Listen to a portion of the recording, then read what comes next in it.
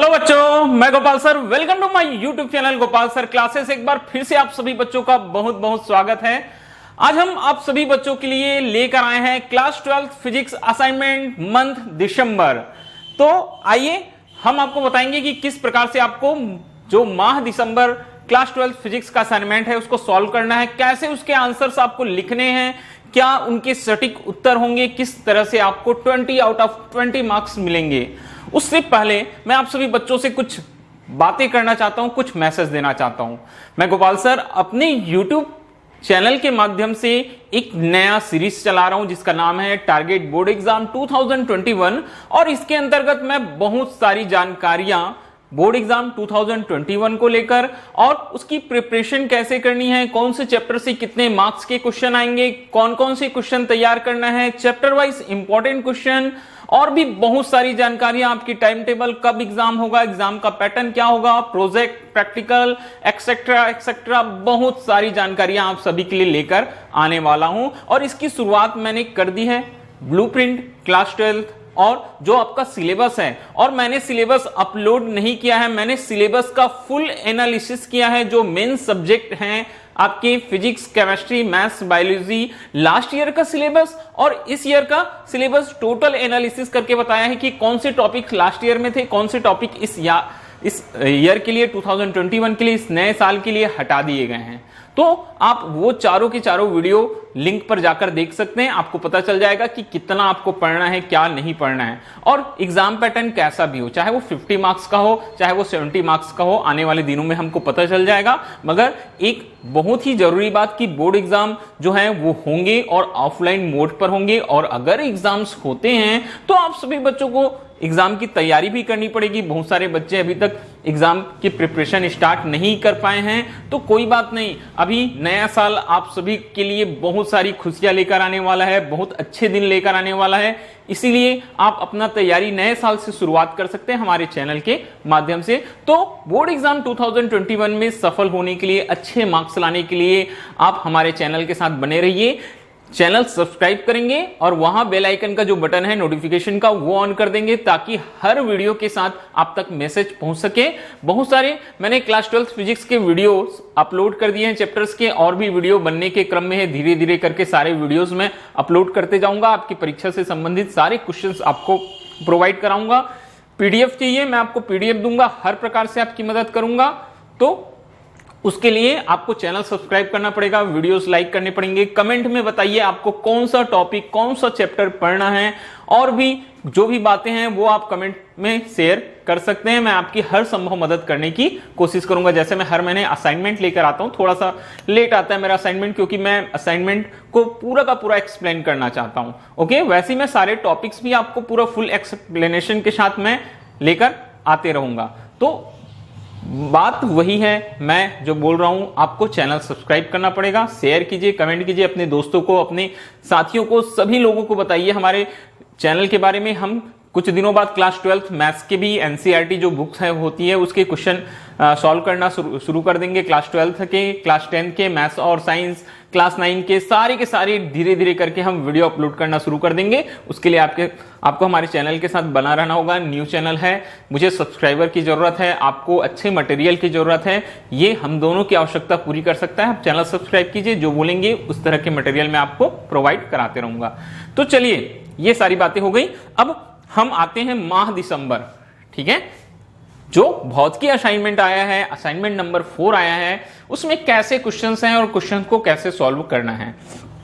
तो चलिए, मेरे पास क्वेश्चंस हैं। सबसे जो पहला जो क्वेश्चन आया है बेटा, जो फर्स्ट नंबर का क्वेश्चन आया है, ठीक है, मैं अपने लैपटॉप स्क्रीन से देख के बताता हूं। पार्श्विक विस्थापन किसे कहते हैं, इसके लिए व्यंजक निकालिए बोलता है। पार्श्विक विस्थापन, ठीक है, अगर आपने पढ़ चुके होंगे चैप्टर तो आपको मालूम होगा, नहीं पढ़े होंगे तो कोई बात नहीं। अभी हमारे चैनल में वो चैप्टर के वीडियो अपलोड नहीं हुए हैं, कुछ ही दिनों में हम सारे वीडियो अपलोड करते जाएंगे।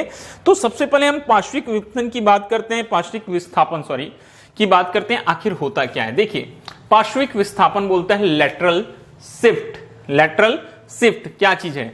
जब कोई प्रकाश किरण समांतर फलकों वाले माध्यम से अपवर्तित होती है तो निर्गत किरण सदैव आपतित किरण के समांतर होती है। इस स्थिति में आपतित किरण और निर्गत किरण के बीच की लंबवत दूरी को प्रकाश किरण का क्या कहते हैं बोलता है, पार्श्विक विस्थापन कहते हैं।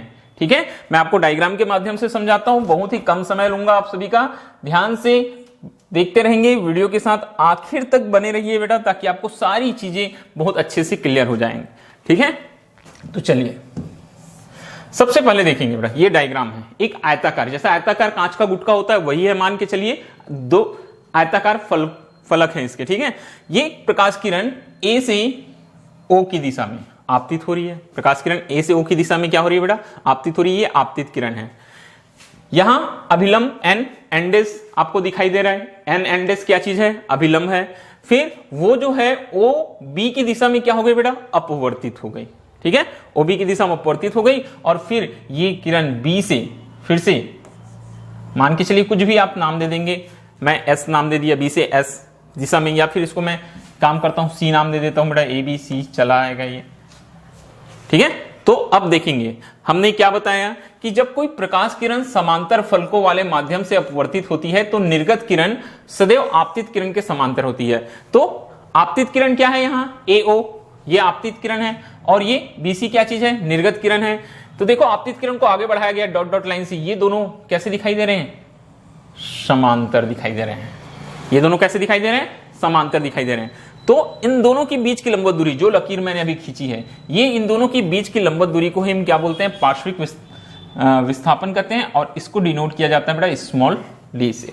मतलब ये हुआ कि सिंपल शब्दों में बोले तो कोई कांच का जो आयताकार गुटका होता है, आपने क्लास 10th में पढ़ा है, उसमें आपतित किरण और निर्गत किरण के बीच की जो लंबवत दूरी होती है, क्योंकि दोनों किरणें क्या होती है, एक दूसरे के पैरेलल होती है, तो दोनों के बीच की जो लंबवत दूरी होती है वो लंबवत दूरी क्या कहलाती है बेटा, पार्श्विक विस्थापन कहलाती है।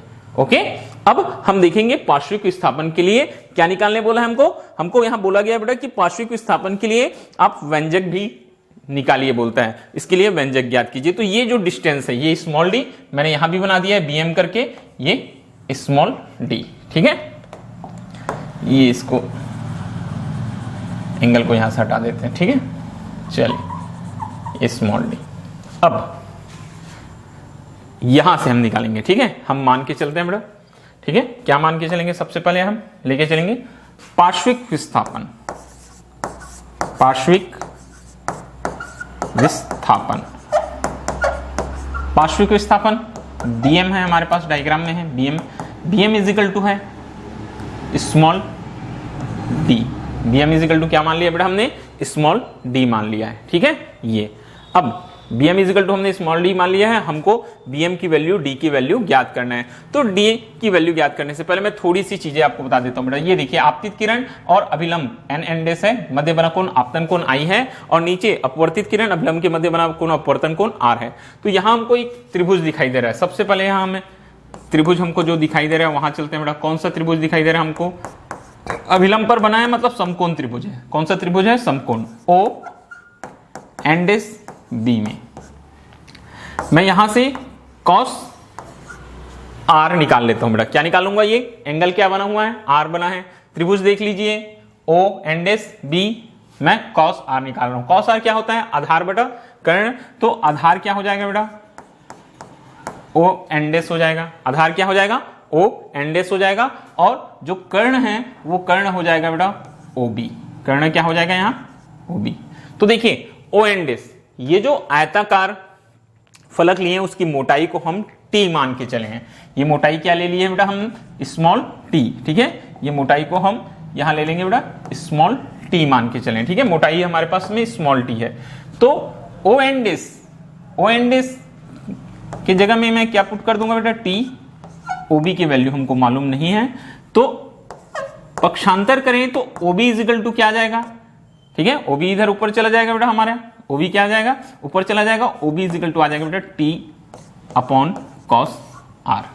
OB इज इक्वल टू क्या आ जाएगा हमारे पास, t अपॉन cos R, ये आ जाएगा। ठीक है, सबसे पहले समकोण त्रिभुज में आगे बढ़ेंगे बेटा। हम फिर से देखेंगे एक और समकोण त्रिभुज हमको दिखाई दे रहा है।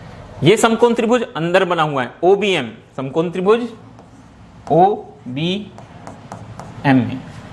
अब ये एंगल कितना होगा, ये जो छोटा सा एंगल दिखाई दे रहा है यहाँ, ये एंगल कितना होगा, ये हमको देखो, ये एंगल हमको देखना है। ये जो छोटा एंगल यहां बन रहा है ये कितना होगा, ये क्या है बेटा, आपतन कोण I है। तो ये पूरा का पूरा आपतन कोण क्या होगा आई, क्योंकि शीर्षाभिमुख कोण है। कौन से कोण है? शीर्षाभिमुख कोण। तो इसमें से देखो इधर ये आधा एंगल आर है, तो बचा हुआ एंगल ये एंगल क्या हो जाएगा बेटा? आई माइनस आर हो जाएगा। क्या हो जाएगा? आई माइनस आर। जो त्रिभुज OBM में जो एंगल बन रहा है वो आई माइनस आर हो जाएगा। तो हम यहां निकालेंगे साइन आई माइनस आर निकाल लेंगे बेटा। क्या निकालेंगे हम? Sine i minus r. ये क्या होता है? साइन लंब बटा कर्ण। लंब क्या है बेटा? DM, और कर्ण क्या है यहाँ? OB। यहाँ कर्ण क्या है बेटा? OB है। ठीक है। और BM को देखिए, BM को हमने क्या ले लिया है? हमने स्मॉल d मान लिया बेटा। और ये हमारे पास में OB हमने अभी यहाँ समीकरण नंबर 1 मान लेते हैं। क्या मान लेते हैं इसको? समीकरण नंबर 1 मान लेते हैं। तो यहां से मैंने OB निकाल चुका है, तो OB का मान मैं समीकरण 1 से रख देता हूं। यहाँ T अपॉन क्या हो जाएगा बेटा? cos r हो जाएगा। T अपॉन क्या हो जाएगा बेटा? cos r हो जाएगा। तो देखिए इस तरीके से ये मेरे पास आ गया sine i minus r, sine i minus r, cos r ऊपर चला जाएगा, d into cos r upon t। Upon क्या हो गया बेटा? t। अब हमको चाहिए क्या? हमको चाहिए d, क्योंकि ये d आपतित किरण और निर्गत किरण के बीच की लंबवत दूरी को ही हम क्या बोलते हैं? पार्श्विक विस्थापन बोलते हैं। तो d चाहिए, तो ये क्या हो जाएगा बेटा? t into sine i minus r upon, ठीक है, ये t इधर चला जाएगा, अपॉन क्या हो जाएगा बेटा हमारे पास में? cos r। अपॉन क्या हो जाएगा बेटा हमारे पास में? cos r। ये हमारे पास में फॉर्मूला बन जाएगा किसके लिए बेटा? d के लिए। किसके लिए बन जाएगा ये? d के लिए। ओके, तो ये हो गया d is equal to t sine i minus r cos r। ये भी आप बोल सकते हो कि क्या चीज है बेटा? व्यंजक है। किसके लिए? पार्श्विक विस्थापन के लिए। मगर इसमें भी हम थोड़ा सा चेंजेस करते हैं। कैसे? बोलता है जबकि किसका मान, अब यहां देखो जो एंगल है बेटा, यदि i टेंस टू 0 बोलता है, अगर हम i की वैल्यू को अगर 0 मान ले, आपतन कोण अगर 0 होगा तो जनरल सी बात है अपवर्तन कोण r टेंस टू 0, r का मान भी क्या हो जाएगा बेटा? 0 हो जाएगा। इसलिए साइन जो एंगल है i माइनस आर बहुत ही कम हो जाएगा बेटा। अगर 0 है तो इसको हम लगभग सिमिलर लेके चलेंगे। ठीक है, ये r किसके सिमिलर लेके चलेंगे? इसको हम i माइनस आर, छोटा एंगल होने के कारण से हम इसको i माइनस आर मान लेते हैं। ठीक है, और जो cos r है बेटा, अगर r का मान 0 हो गया तो cos r क्या हो जाएगा हमारे पास में? 1 हो जाएगा। मालूम है cos 0 क्या होता है? 1 होता है। तो cos r क्या हो जाएगा? 1 हो जाएगा। ये समीकरण नंबर 2। अब समीकरण नंबर 2 में मान रखते हैं हम d is equal to t into angle क्या हो जाएगा बेटा? i minus r. ठीक है, upon cos r। cos r कितना हो गया बेटा? 1, मतलब d is equal to t into i minus r. ये हमारे पास में वैल्यू आ जाएगी। ठीक है, ये d की वैल्यू आ जाएगी। अब देखो इसी में फिर से थोड़ा सा changes, t is equal to, हम क्या काम करते हैं बेटा? ये i को कॉमन निकाल लेंगे। i को यहां से क्या कर लेंगे? कॉमन निकाल लेंगे। तो t इंटू हो जाएगा बेटा हमारे पास में i, क्या हो जाएगा? t इंटू i कॉमन निकल गया, 1 बच गया, यहां नहीं था तो ये हो जाएगा r अपॉन i। अब देखो जबकि हमको मालूम है बेटा क्या होता है? म्यू इज इक्वल टू क्या होता है बेटा? i upon r। स्नेल का नियम हमने पढ़ा हुआ है। ठीक है, तो ये r अपॉन i है बेटा, तो r upon i is equal to क्या हो जाएगा? 1 अपॉन म्यू हो जाएगा। क्या हो जाएगा? 1 अपॉन म्यू। तो ये फॉर्मूला कुछ इस तरीके से बनता है, ये i into T 1 minus 1 upon mu. क्या बनता है बेटा? 1 अपॉन 1 माइनस म्यू। ये बनता है पार्श्विक विस्थापन के लिए व्यंजक। ठीक है, तो पार्श्विक विस्थापन जो है वो किस पर डिपेंड करता है? आपतन कोण के मान पर और अपवर्तनांक म्यू पर। अगर आपतन कोण का मान अधिक होगा तो पार्श्विक विस्थापन का मान भी क्या होगा? अधिक होगा। और अगर अपवर्तनांक अधिक होगा तो पार्श्विक विस्थापन का मान हो जाएगा कम। तो इस तरीके से, ठीक है, बहुत ध्यान से देख लीजिए। आप चाहें तो इसको आप क्या ले सकते हैं? स्क्रीनशॉट ले सकते हैं। मैं स्क्रीन से हट गया बेटा, थोड़ा सा पॉज कर दिया वीडियो, स्क्रीनशॉट ले लीजिए। इस तरीके से आप क्या निकालेंगे बेटा? किसके लिए? पार्श्विक विस्थापन के लिए व्यंजक ज्ञात करेंगे। आपका पहला क्वेश्चन बहुत ही आसानी के साथ हो जाएगा सॉल्व। ठीक है, कोई हड़बड़ी नहीं, अच्छे से आंसर लिखेंगे, सही आंसर लिखेंगे, आपको नंबर जरूर मिलेंगे। क्लास 12 बोर्ड एग्जाम है, बहुत इंपॉर्टेंट है, हर मार्क्स आपके लिए। ओके, आगे बढ़ते हैं। सेकंड, इसी में ठीक है जो दूसरा क्वेश्चन दिया है बेटा वो कुछ इस तरह है। ठीक है, मैं क्वेश्चन पढ़ता हूं। पूर्ण आंतरिक परावर्तन की परिभाषा दीजिए तथा क्रांतिक कोण और सघन माध्यम के अपवर्तनांक के मध्य क्या निकालो बोलता है बेटा, संबंध ज्ञात करो बोलता है। क्रांतिक कोण और सघन माध्यम का जो अपवर्तनांक रहता है उसके मध्य क्या निकालो बोलता है, संबंध। तो मालूम है आपको पूर्ण आंतरिक परावर्तन, टोटल इंटरनल रिफ्लेक्शन बोलते हैं। क्या होता है बेटा, जब प्रकाश किरण सघन माध्यम से विरल माध्यम में प्रवेश करती बोलता है। जब प्रकाश किरण सघन माध्यम से विरल माध्यम में प्रवेश करती है और आपतन कोण का मान क्रांतिक कोण के मान से, जो आपतन कोण का मान रहता है वो क्रांतिक कोण के मान से कैसा होता है बोलता है बेटा, अधिक होता है। तो प्रकाश किरण परावर्तन के नियमों का पालन करती हुई उसी माध्यम में क्या हो जाती है, परावर्तित हो जाती है। इस परिघटना को हम क्या कहते हैं, पूर्ण आंतरिक परावर्तन कहते हैं। ठीक है, ये थोड़ा सा मिसप्रिंट हो गया है, ये है परावर्तित है। ठीक है, पूर्ण आंतरिक परावर्तन कहते हैं। और इसी के साथ एक छोटी सी परिभाषा भी यहां आपको याद रखनी है, क्रांतिक कोण, सघन माध्यम के उस आपतन कोण को जिसके संगत विरल माध्यम में अपवर्तन कोण का मान क्या हो जाता है बोलता है 90 डिग्री के बराबर होता है, वो क्या कहलाता है बेटा, क्रांतिक कोण कहलाता है। डायग्राम से आप समझ सकते हैं, बहुत ही सिंपल होता है। देखिए नीचे सघन माध्यम, जैसे पानी है, जल है, मैंने ब्लू कलर दिखा दिया, मतलब पानी मान के चलिए, से प्रकाश किरण कहां जा रही है, विरल माध्यम में। तो पहले देखिए बेटा, ये यहां से जा रही है, ठीक है, तो ये क्या होगा, आपतन कोण क्या होगा बेटा, आई, आपतन कोण आई। आपतन कोण का मान कैसा है बेटा, यहां कम है। अपवर्तन कोण का मान क्या है, अधिक है। अपवर्तन कोण का मान क्या है बेटा, अधिक है। आपतन कोण के मान को क्या करते जाएंगे, बढ़ाते जाते हैं, और अपवर्तन कोण का मान भी क्या होते जाता है बेटा, बढ़ते जाता है। अपवर्तन कोण का मान भी क्या होते जाता है, बढ़ते जाता है। तो एक स्थिति ऐसी आती है बोलता है कि ये जो आर का मान है, ये यहां वो कितना हो जाता है बोलता है बेटा, 90 डिग्री। ठीक है, और उस समय जो आपतन कोण का मान होता है बेटा आई, उसी को हम क्या बोलते हैं, क्रांतिक कोण आईसी। क्रांतिक कोण क्या बोलते हैं, आईसी। और यहां से आपतन कोण के मान को और अधिक बढ़ा दें तो ये जो अपवर्तित किरण है वापस उसी माध्यम में लौट आती है। यही क्या कहलाता है बेटा, पूर्ण आंतरिक परावर्तन। बात समझ में आई, फिर से सुनिए। प्रारंभ में सबसे पहला जो चीज है याद रखना, प्रकाश किरण सघन से जाती है कहां, विरल में। कहां से जाती है बेटा, सघन से जाती है विरल में। तो प्रकाश किरण जो है वो क्या हो रही है, सघन माध्यम, मतलब मान के चलिए जल से। जल सघन होता है किसकी तुलना में, वायु की तुलना में। तो ये जल से जा रही है हवा में बेटा, वायु में जा रही है।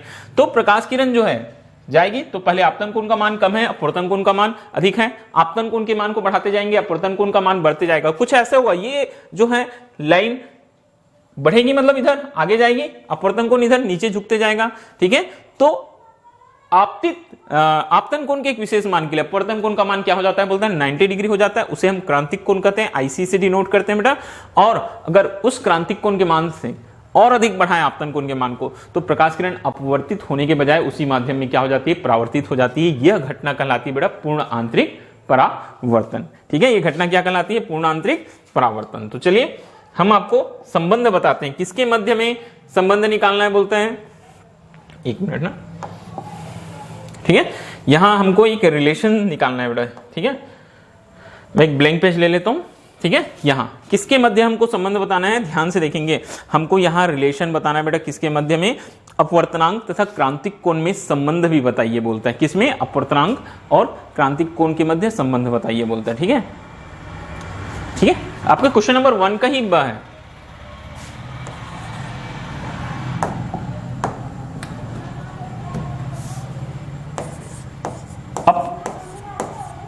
अपवर्तनांक और क्रांतिक कोण। अपवर्तनांक होता है बेटा म्यू, क्रांतिक कोण अभी बताया मैंने आईसी, क्रिटिकल एंगल। ठीक है, आईसी के मध्य संबंध। ठीक है, के मध्य क्या बताना है हमको, संबंध बताना है। ठीक है, तो सबसे पहले मैं एक डायग्राम बना देता हूं बेटा, क्या हो रहा था वहां। जो प्रकाश किरण है ये, ठीक है, इस तरह से जा रही थी और यहां आर का मान हो रहा था बेटा 90 डिग्री। तब इस आपतन कोण आई को ही हमने आईसी क्रांतिक कोण बोला था। ठीक है, ये हमने बोला था। तो सबसे पहले यहां, ठीक है, क्या बोलते हैं बेटा, हम क्या निकालेंगे, हम फार्मूला निकालेंगे। किसके लिए फार्मूला निकालेंगे बेटा, हम यहां W म्यू ए, प्रकाश किरण कहां से आ रही है, वाटर से, मैंने बताया था जल से जा रही है। वाटर मतलब कैसा माध्यम है, सघन माध्यम। कैसा माध्यम है बेटा, सघन माध्यम है। और ये वायु मतलब क्या चीज है बेटा, ये विरल है।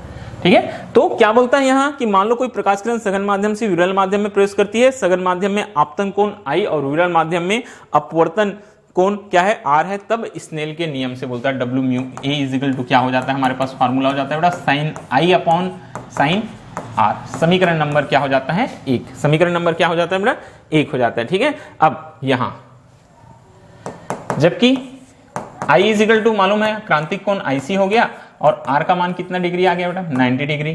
तो ये W mu a is equal to क्या आ जाएगा हमारे पास, साइन IC अपॉन साइन 90। क्या हो जाएगा बेटा, साइन 90। ठीक है, W mu a is equal to. अब आगे हम बनाएंगे इसको, तो ये W म्यू ए आपको मालूम है बेटा, ये हो जाएगा साइन IC, साइन 90 कितना होता है बेटा, 1। इस तरीके से हमको W mu a is equal to मिल गया बेटा साइन IC, समीकरण नंबर 2। बहुत ही सिंपल है, समझ में आया। स्नेल का नियम लगाया, W mu a sine i upon sine r. I का मान है IC, आर का मान है 90। W mu a is equal to sine IC upon sine 90। Sine 90 1 हो गया, W म्यू इजिकल टू क्या आ गया बेटा, साइन IC आ गया। ठीक है, अब W म्यू ए को हम 1 अपॉन ए म्यू W लिख सकते हैं। हमारे पास रिलेशन होता है बेटा इजिकल टू क्या आ जाएगा हमारे पास में, साइन IC। क्या आ जाएगा बेटा हमारे पास में, साइन IC। और यही क्या चीज है बेटा, अपवर्तनांक होता है। ठीक है, यही क्या चीज होता है बेटा, अपवर्तनांक होता है। तो यहां हमारे पास में रिलेशन आ जाएगा बेटा mu is equal to 1 upon sine IC। Clear, बहुत ही सिंपल है। हमने स्नेल का नियम लगाया है, W mu a sine i upon sine r. I की जगह IC, आर की जगह कितना रख दिया बेटा, 90 degree. W mu a is equal to sine IC upon sine 90। W mu a equal sine IC upon 1 हो गया। W mu a is equal to sine IC 1 upon a mu W is equal to sine IC। Mu is equal to 1 upon sine IC। ये अपवर्तनांक और क्रांतिक कोण के मध्य क्या होता है, संबंध होता है। ओके, तो इस तरीके से आपका जो फर्स्ट क्वेश्चन है वो होता है कंप्लीट। ठीक है, अब हम नेक्स्ट क्वेश्चन की ओर आगे बढ़ेंगे। तो चलिए बच्चों, सेकंड क्वेश्चन देखते हैं। आपका प्रश्न क्रमांक 2 क्या है। तो प्रश्न क्रमांक 2 में लिखा है प्रकाश के अपवर्तन को परिभाषित कीजिए। तो प्रकाश का अपवर्तन आप सभी को मालूम है, जब प्रकाश किरण एक माध्यम से कहा जाती है दूसरे माध्यम में प्रवेश करती है तो अपने मार्ग से विचलित हो जाती है। यह घटना जो है वो क्या कहलाती है, बोलता है बेटा प्रकाश का क्या कहलाती है, अपवर्तन कहलाती है। अब इसके साथ ही यहां किसी गोलीय पृष्ठ से अपवर्तन के लिए बोलता है सूत्र निकालिए। कोई गोलीय पृष्ठ है, वहां से अपवर्तन के लिए क्या निकालो, बोलता है बेटा फार्मूला। तो यहां भी मैंने एक गोलीय पृष्ठ लेकर रखा हुआ है। कौन सा गोलीय पृष्ठ लिया बेटा, मैंने उत्तल पृष्ठ लिया है। कैसा पृष्ठ लिया है, उत्तल पृष्ठ लिया हुआ है। देखिए यहां एक बिंदु आकार की वस्तु है O। बिंदु आकार की वस्तु क्या है बेटा, O से एक प्रकाश किरण निकल रही है। कहां जा रही है, गोलीय पृष्ठ पर। कौन से बिंदु पर, N पर जा रही है। ठीक है, N पर जा रही है और फिर N पर जाने के बाद में उसका इमेज कहां बन रहा है बेटा, I। उसका इमेज कहां बन रहा है, इमेज है उसका I। एक मिनट, मैं आपको थोड़ा सा डायग्राम पहले बता देता हूं, अच्छे से देख लीजिएगा एक बार डायग्राम। ठीक है,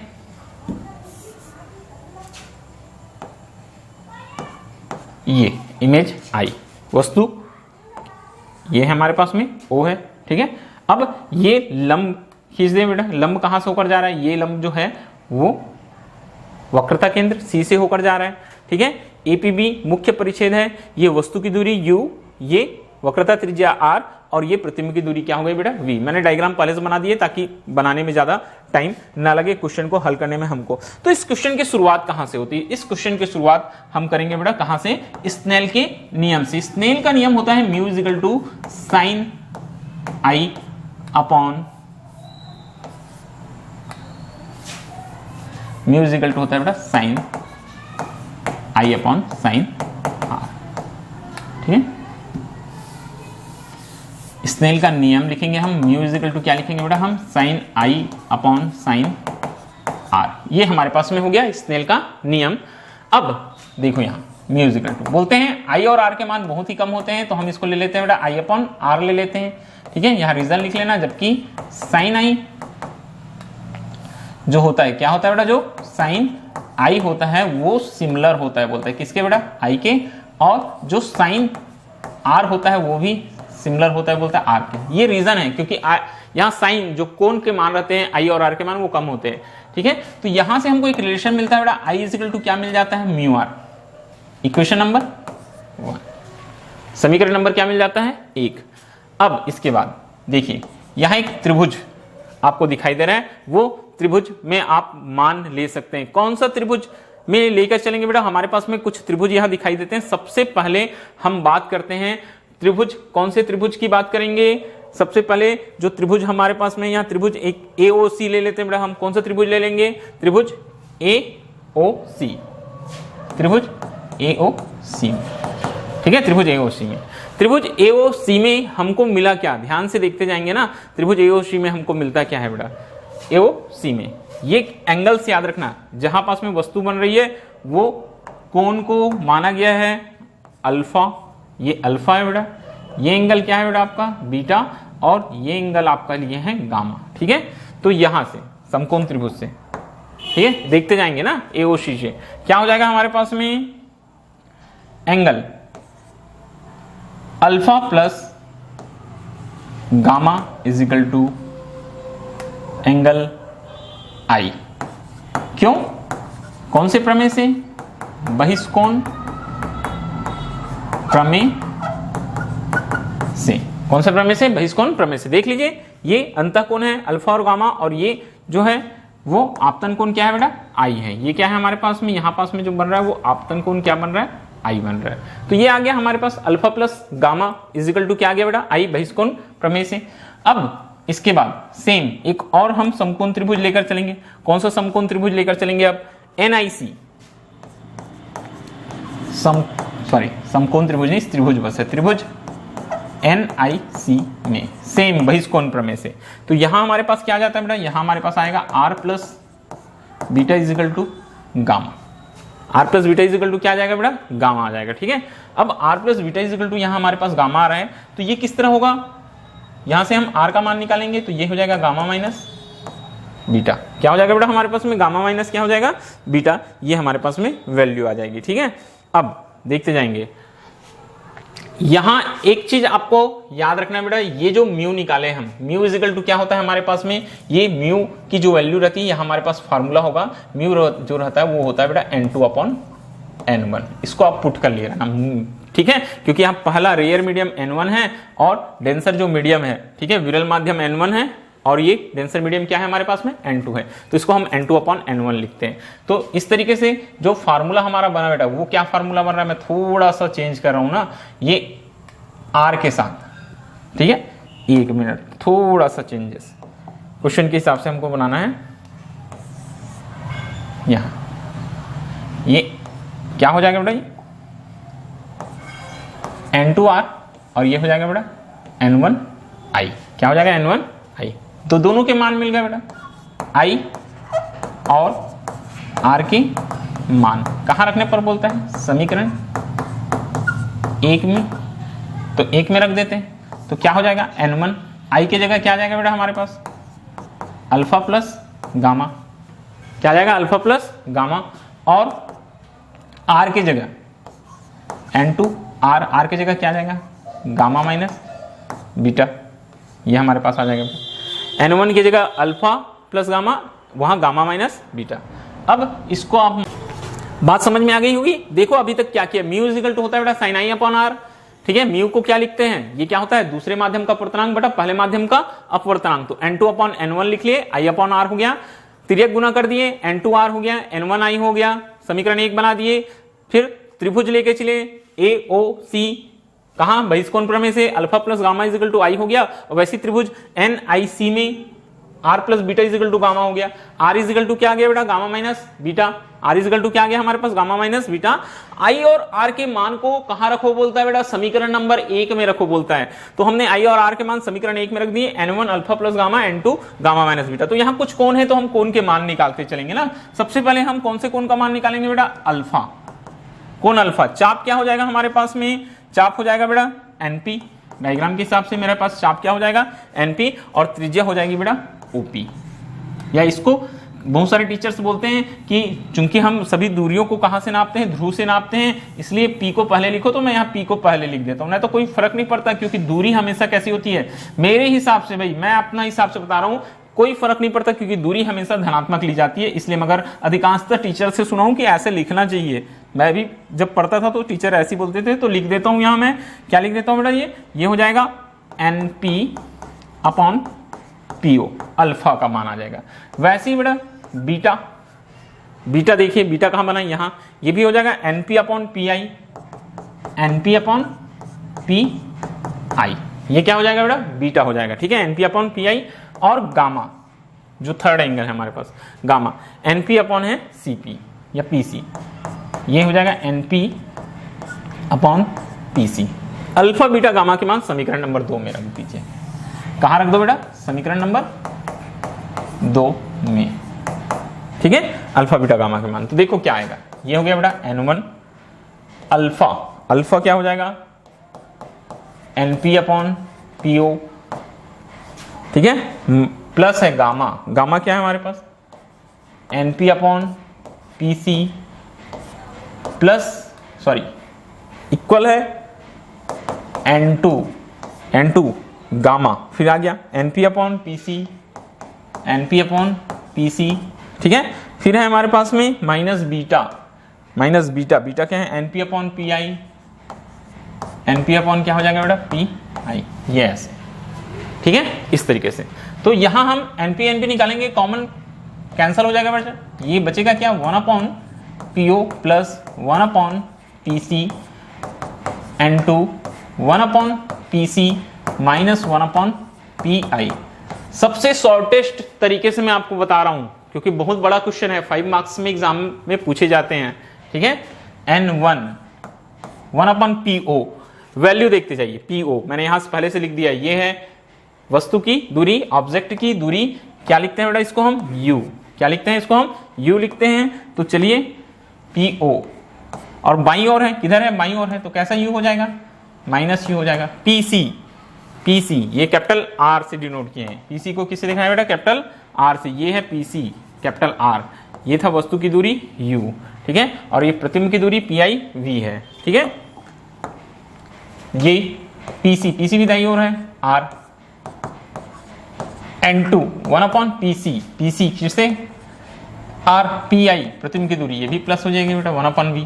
अब गुना कर दीजिए, कैसे गुना करेंगे देखिए, ये हो जाएगा बेटा n1 upon minus q plus n1 upon r, n2 upon r minus n2 upon v। तो r वाले को एक तरफ लाना है, इसको इधर ट्रांसफर कर देता हूं बेटा, ये हो जाएगा n2v माइनस n1u, और ये हो जाएगा n2r माइनस n1r, ये इस तरीके से। ठीक है, एक काम करते हैं, अब ये वाले को टर्म को इधर लिखता हूं, r को मैं कॉमन निकाल लेता हूं, 1 अपॉन r कॉमन निकल गया, तो क्या बच गया बेटा n2 माइनस n1, या ऐसे लिख सकते हैं, r नीचे आ जाएगा, ये हो जाएगा बेटा n2 माइनस n1, और ये हो जाएगा n2 upon v minus n1 upon u। ये बन गया बेटा आपका व्यंजक, बहुत ही शॉर्ट तरीके से। सबसे पहले आप लगाना स्नेल का नियम, mu equal to sine i upon sine r, n2 upon n1 होता है म्यू की value, i upon r, n1 क्या है पहले माध्यम का अपवर्तनांक है, n2 क्या है दूसरे माध्यम का, ये विरल का और ये सघन का है n1 n2, तो n2 अपॉन n1 आ गया है, n1i n2r। दो त्रिभुज दिखाई देंगे बेटा AOC, और कौन सा त्रिभुज, समकोण त्रिभुज, इसको AOC या NOC भी लिख सकते हो आप, क्या लिख लेना बेटा NOC। ठीक है, में अल्फा प्लस गामा विस्कोण प्रमेय लगा देना, I का मान आ जाएगा, फिर NIC से R का मान निकाल लेना, गामा माइनस बीटा। I और R का मान समीकरण नंबर 1 में रखना, जो समीकरण नंबर 2 बनेगा वहां 3 कोण दिखाई देंगे, तो 3 कोण हमारे पास अल्फा बीटा गामा है, कोण बराबर 4 बेटा त्रिज्या से तीनों कोण की वैल्यू निकालेंगे, वापस समीकरण नंबर 2 में रखेंगे, एनपी एनपी जो चाप था वो कैंसिल हो जाएगा, बचेगा पीओ पीसी और पीआई, तीनों की वैल्यू पुट करना। चिन्ह का ध्यान रखना, जो बाईं ओर है ध्रुव के वो ऋणात्मक, जो दाईं ओर है वो धनात्मक। तो यू ऋणात्मक आया, आर और वी प्लस आया, थोड़ा सा कैलकुलेट करेंगे आपका इक्वेशन सॉल्व हो जाएगा, व्यंजक आपको मिल जाएगा। ठीक है, तो चलिए और आगे बढ़ते हैं बेटा अगले क्वेश्चन की ओर। नेक्स्ट क्वेश्चन, ये हमारे 2 प्रश्न हो गए हैं, तीसरे क्वेश्चन में बढ़ रहे हैं। एक प्रत्यावर्ती धारा जनित्र का क्या बनाइए बोलता है बेटा, नामांकित चित्र बनाइए और इस कुंडली में घूर्णन से प्रेरित विद्युत वाहक बल के लिए क्या निकालो बोलता है, व्यंजक ज्ञात कीजिए बोलता है। तो ये प्रत्यावर्ती धारा जनित्र अल्टरनेटिंग करंट जनरेटर का डायग्राम आपको दिखाई दे रहा है, मैंने परिभाषा भी लिख दिया, साथ साथ परिभाषा सबसे पहले देखिएगा।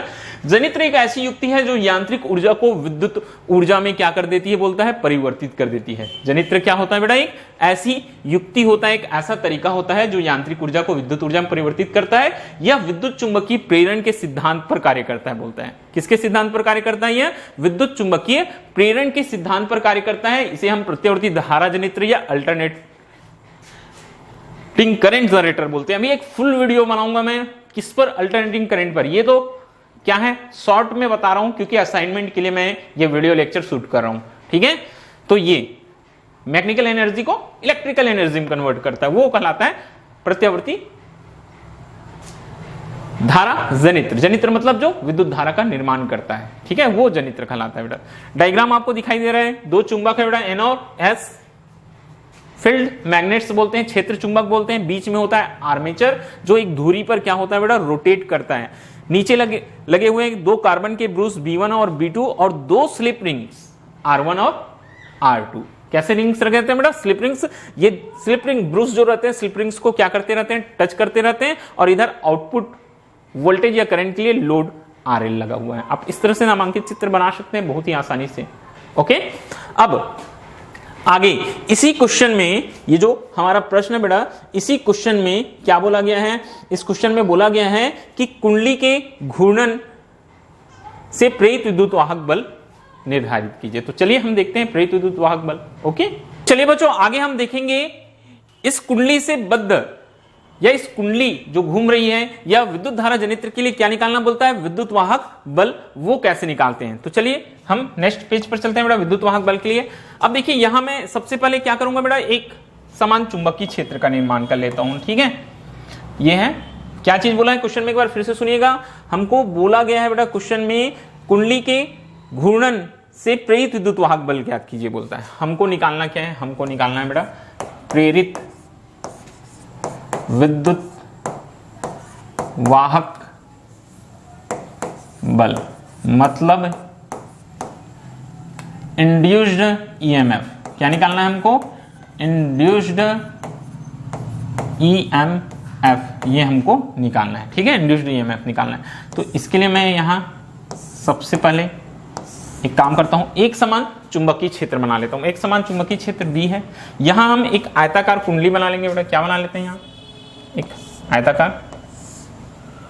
कुंडली बना लेते हैं। ये हमारे पास क्या हो गई बेटा, आयताकार कुंडली बन गई। ठीक है, ये एक आयताकार कुंडली, या थोड़ा सा चलिए एक आयताकार, थोड़ा सा डायग्राम चेंज करते हैं ना। एक समान चुंबकीय क्षेत्र,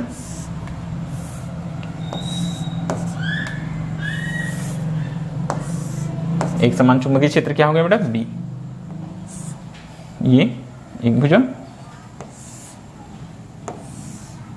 ये इस तरह से,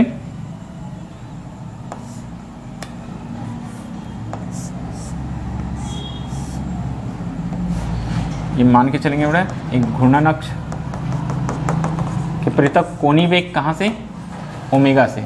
कोणीय वेग किससे बेटा, ओमेगा से घूर्णी गति कर रही है। ठीक है, ये घूर्णन अक्ष कोणीय वेग ओमेगा से क्या कर रही है, घूर्णी गति कर रही है। ये एक समान चुंबकीय क्षेत्र क्या है बेटा, बी है।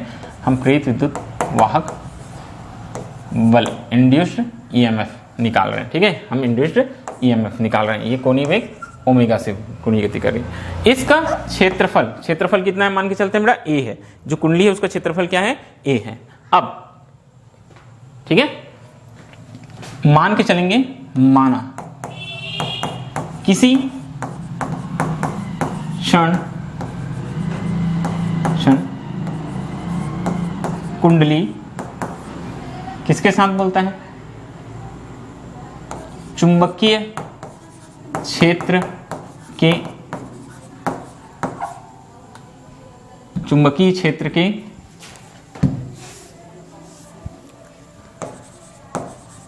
अभिलंब से कितना कोण बनाता है बेटा? थीटा कोण बनाता है। ठीक है, बनाता है। तो कुंडली से बद्ध चुंबकीय फ्लक्स, कुंडली से बद्ध क्या निकालेंगे बेटा? चुंबकीय फ्लक्स। ये थोड़ा सा थ्योरी और लिख सकते हैं कि एक आयताकार कुंडली है, कुंडली को आप नाम दे सकते हैं बेटा PQ RS, जो एक समान चुंबकीय क्षेत्र किस पर? एक समान चुंबकीय क्षेत्र B में क्या करी? घूर्णी गति करी ओमेगा वेग से। कुंडली का क्षेत्रफल A है। फिर लिख लेना, माना किसी कुंडली चुंबकीय क्षेत्र के अभिलंब से कितना बना रहा है? थीटा कोण बनाता है। तो कुंडली से बद्ध चुंबकीय फ्लक्स, चुंबकीय फ्लक्स का आपको मालूम बेटा phi b is equal to vector b dot क्या होता है बेटा? ए, या हम इसको लिखेंगे बी ए कॉस थीटा, क्योंकि वो थीटा एंगल बना रहा था। कितना एंगल बना रहा था बेटा? Theta angle. ठीक है, जबकि हमको मालूम है कोणीय वेग क्या होता है बेटा? ओमेगा इज इक्वल टू कोणीय विस्थापन बेटा समय अंतराल, समय कितना ले रहा है? टी समय ले रहा है। कितना समय पर बना रहा है? टी से किसी क्षण टी पर लिख लेना है, टी पर। ठीक है, ये तो क्या हो जाएगा? यहां से हमारे पास थीटा इज इक्वल टू आ जाएगा बेटा ओमेगा टी, और phi b is equal to हमारे पास आ गया phi b is equal to, ये लिख लेंगे हम बी ए कॉस थीटा। थीटा के प्लेस में क्या हो जाएगा हमारे पास? Omega T. बहुत ही सिंपल है। ठीक है, phi b is equal to b ए क्या हो जाएगा बेटा? कॉस ओमेगा टी, ये हमारे पास आ जाएगा। ठीक है, ये फाई बी की वैल्यू आ गई। अब ये फाई बी की वैल्यू आ गई। अब हमको विद्युत वाहक बल निकालना है, तो हम कहां से निकालेंगे? फैराडे की विद्युत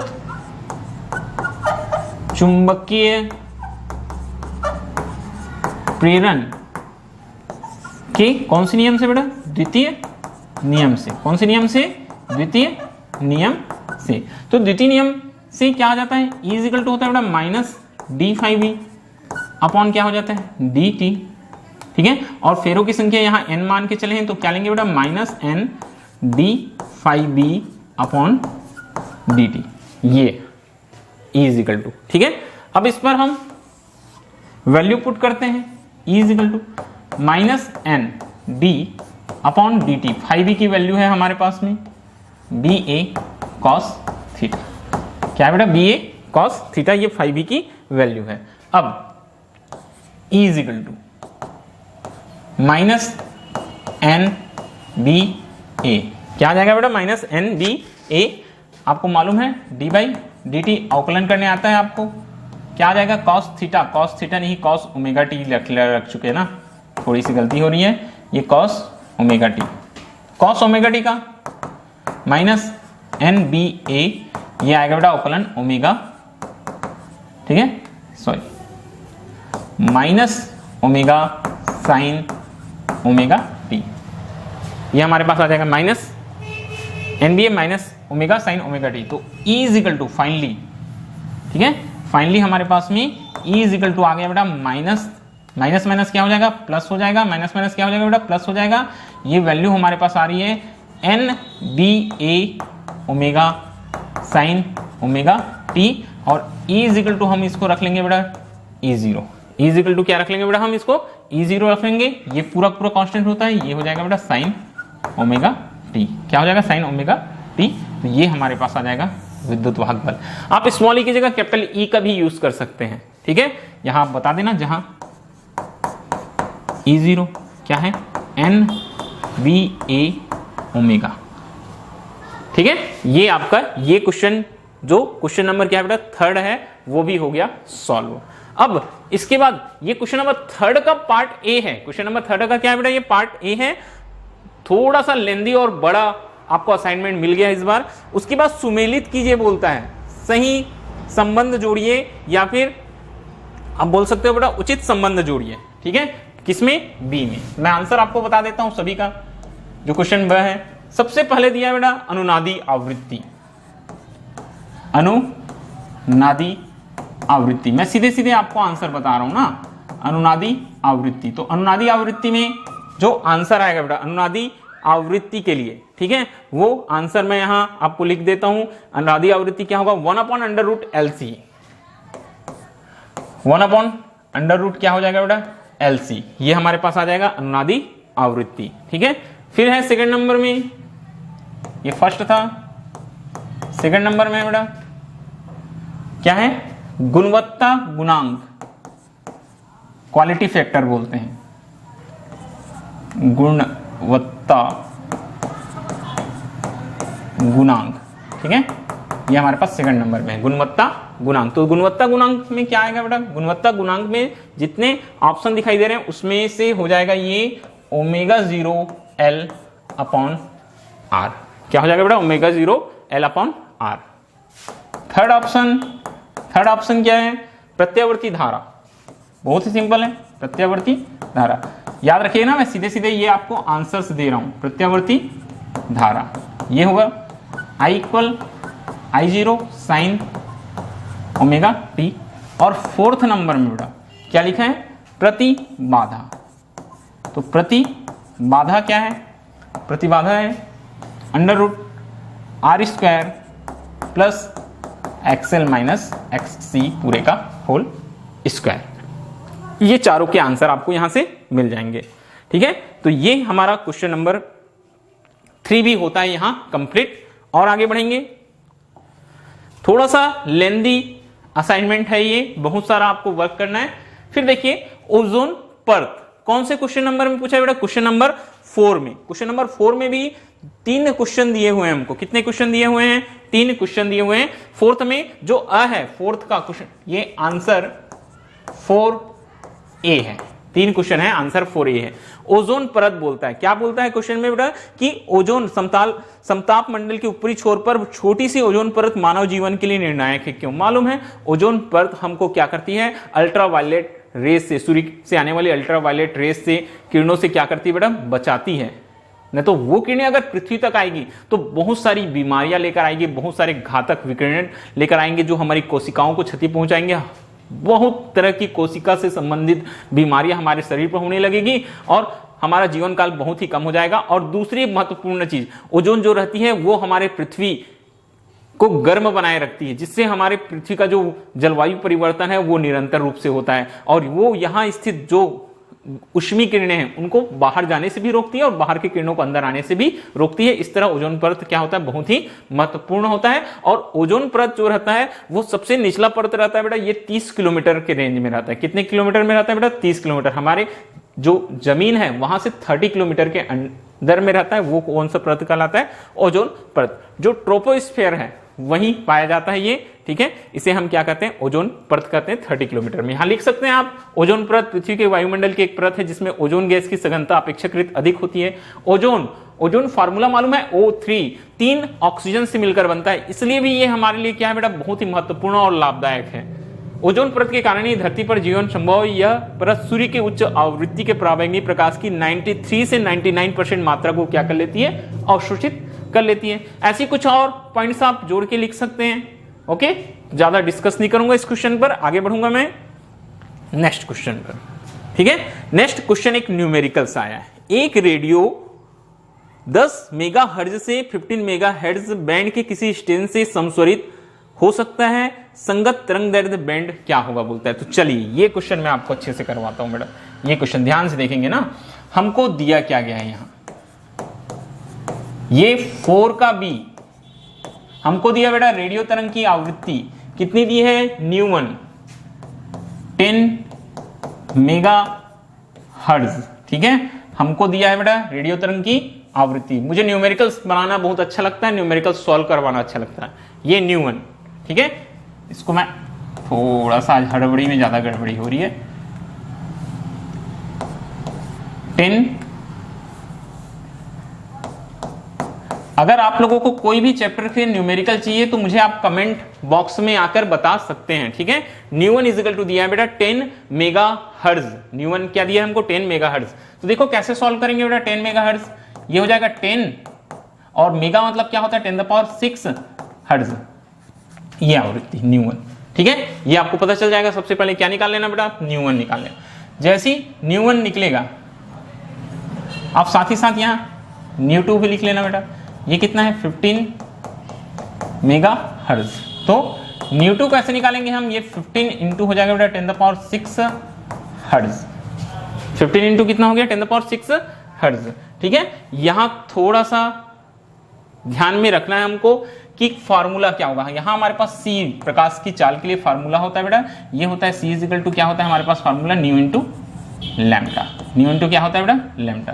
तो इस सूत्र से अगर मैं लैम्डा निकालना चाहूं, ठीक है, लैम्डा निकालना चाहूं तो लैम्डा इक्वल टू मेरे पास फार्मूला हो जाएगा बेटा C अपॉन न्यू। क्या हो जाएगा C अपॉन न्यू, ये हमारे पास में फार्मूला हो जाएगा। तो मैं बारी बारी से निकाल लेता हूं। सबसे पहले क्या निकालूंगा बेटा lambda 1। Lambda 1 is equal to क्या हो जाएगा C अपॉन न्यू 1। C का मान होता है 3 गुना 10 का घात 8 मीटर पर सेकंड होता है। न्यू कितना आ गया 10 गुना 10 का घात 6, ये आ गया।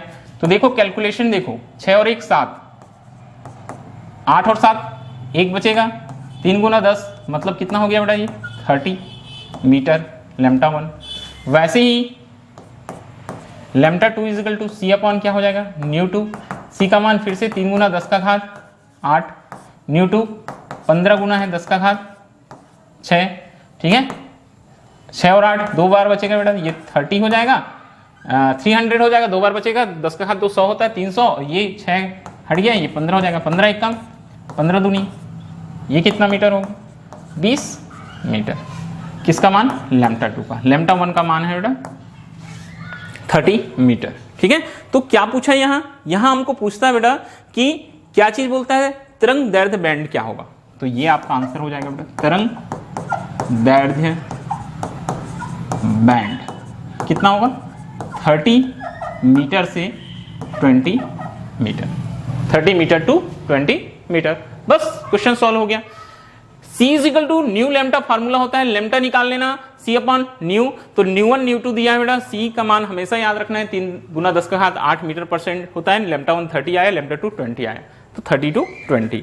आगे बढ़ेंगे क्वेश्चन नंबर 4 कि C की ओर, C में लिखा है कि X किरणों के 2 उपयोग लिखिए। तो X किरण किसी भी क्रिस्टल की संरचना अध्ययन करने में X किरणों की मदद ली जाती है। कोई भी क्रिस्टल रहता है बेटा, उसकी संरचना का अध्ययन करने के लिए हम क्या करते हैं X किरणों की मदद लेते हैं। सेकंड, चिकित्सा के क्षेत्र में X किरणों का बहुत महत्व है। कई रोगों की जांच और निदान X किरणों की सहायता से किया जाता है। हमारे बॉडी का एक्सरे कराने जाते हैं, कहीं हड्डी वड्डी टूट जाता है तब, ठीक है, हाथ की पैर की कहीं की भी हड्डी टूट जाती है तो एक्सरे लिया जाता है। तो ये है X किरणों के 2 उपयोग। ओके, फिर आगे हम क्वेश्चन नंबर 5 परावर्तक दूरदर्शी। क्वेश्चन नंबर 5 में पूछा है बेटा कि परावर्तक दूरदर्शी किसे कहते हैं, इसके कोई 2 लाभ लिखिए बोलता है।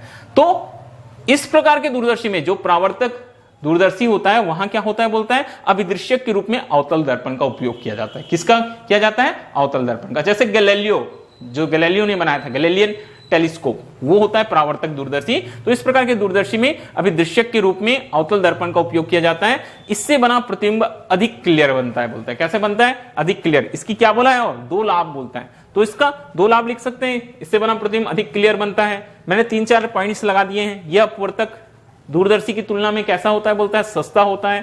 परावर्तक दूरदर्शी में वर्ण विपथन का दोष नहीं होता, वर्ण विपथन का दोष नहीं होता और इसकी आवर्धन क्षमता और विभेदन क्षमता क्या होती है अधिक होती है। 4 पॉइंट्स है, कोई भी 2 पॉइंट्स उठा के आप लिख लीजिए। और आगे बढ़ते हैं लास्ट क्वेश्चन 5B। वो 5A था, ये 5B है। यहां पूछा है बेटा कि ट्रांसफार्मर में ऊर्जा हानि को समझाइए। तो ट्रांसफार्मर में ऊर्जा हानि, लास्ट क्वेश्चन है ना 5B। ये है हमारे पास में ट्रांसफार्मर में ऊर्जा हानि। ट्रांसफार्मर में ऊर्जा हानि को समझाना है।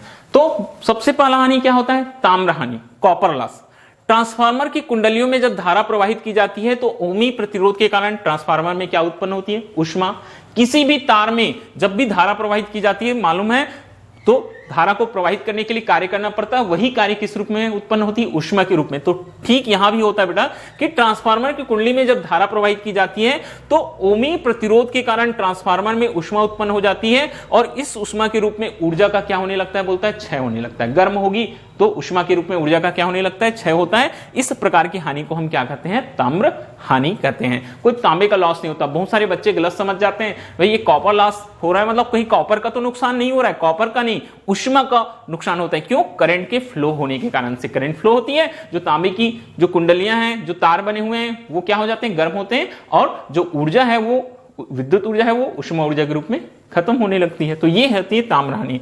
और इस हानि को कम करने के लिए कुंडलियों में लिपटे तांबे के तारों का प्रतिरोध कम रखने का प्रयास किया जाता है। बोलता है उसका प्रतिरोध को क्या करने का? कम रखने का प्रयास किया जाता है। ठीक है। ये आखिर एक और हानि लिख सकते हैं, चुंबकीय फ्लक्स क्षरण के कारण से। किसके कारण से बेटा? चुंबकीय फ्लक्स क्षरण के कारण से हानि। क्या बोलता है? प्राथमिक कुंडली में उत्पन्न चुंबकीय फ्लक्स का पूरा हिस्सा द्वितीयक कुंडली में पूर्ण रूप से नहीं पहुंच पाता। दो कुंडलियां होती हैं, ठीक है, एक ही कोर से लिपटी हुई होती हैं। तो बोलता है कि प्राथमिक कुंडली में जो चुंबकीय फ्लक्स रहता है उसका पूरा हिस्सा द्वितीयक कुंडली में पूर्ण रूप से नहीं पहुंच पाता। अर्थात जितना फ्लक्स प्राथमिक कुंडली में उत्पन्न होता है पूरा द्वितीयक कुंडली से गुजर नहीं पाता, जिससे ऊर्जा की हानि होती है। इसे कम करने के लिए प्राथमिक कुंडली तथा द्वितीयक कुंडली को एक दूसरे के ऊपर बनाया जाता है। अलग अलग ना बना के एक दूसरे के ऊपर ही लपेट कर बनाया जाता है। तो चुंबकीय फ्लक्स क्षरण के कारण होने वाली हानि कम हो जाती है। ठीक है। तो ये हो गया आपका क्लास 12 फिजिक्स असाइनमेंट कंप्लीट। इस तरह से लिख सकते हैं। और एक महत्वपूर्ण बात, अगर आपको फिर भी लिखते नहीं बन रहा है तो मेरा नंबर मैं आप सभी के लिए दे के जाता हूं। कोई यूट्यूबर कभी नंबर नहीं देता है। मेरा नंबर नोट करना बेटा, 9993198819। अगर आपने वीडियो पूरा देखा होगा तो मेरा नंबर आपके पास होगा। अगर आपको पीडीएफ चाहिए तो इस नंबर पर आप मुझे मैसेज करेंगे, आपके नाम, आपके स्कूल का नाम, आपके डिस्ट्रिक्ट का नाम लिखकर सेंड करेंगे। मैं आपको पीडीएफ प्रोवाइड कराऊंगा। और बहुत सारी जो बातें बताए हैं, चैनल सब्सक्राइब करना। मैं आपको 2021 बोर्ड एग्जाम के लिए हमेशा साथ देते रहूंगा। Okay, thank you.